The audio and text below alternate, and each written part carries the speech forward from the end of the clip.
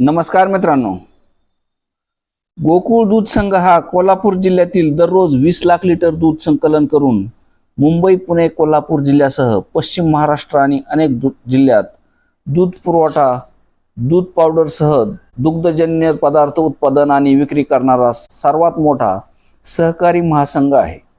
Chairman Naveed Mushrif यांच्यासह 21 संचालक असलेल्या या संस्थेच्या संचालक मंडळाची मुदत 4 एप्रिल 2026 रोजी संपली आहे।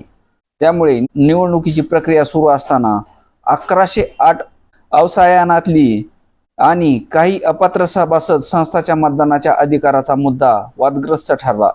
एका दूध संस्थेचे संचालक आणि चंदगडचे भाजप आमदार शिवाजी पाटील यांनी या मुद्द्यावर उच्च न्यायालयात दाखल केलेल्या याचिका, शासन दरबारी केलेला पाठपुरावा यामुळे गोकुळच्या मतदार यादीचे काम रखडले।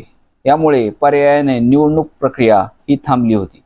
संचालक मंडळाला मुदतवाढ देण्याची कायद्यात तरतूद नसल्याने संचालक मंडळ बरखास्त करून प्रशासकीय मंडळ नियुक्त करणे गरजेचे बनले। त्यामुळे 5 मे पासून म्हणजे आजपासून गोकुळचा कारभार प्रशासक मंडळाच्या ताब्यात जाणार आहे।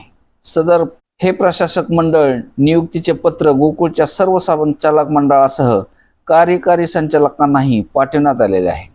कोल्हापूर जिल्हा दूध उत्पादक संघ अर्थात गोकुळच्या संचालक मंडळाची 5 वर्षाची मुदत संपल्याने पुणे विभागीय सहकारी निबंधक पाटील यांनी अखेर 5 जणांचे प्रशासक मंडळ नियुक्त केले आहे।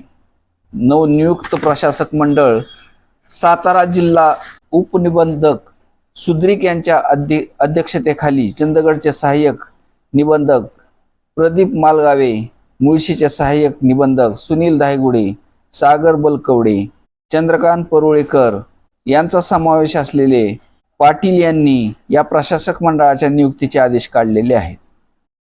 धन्यवाद।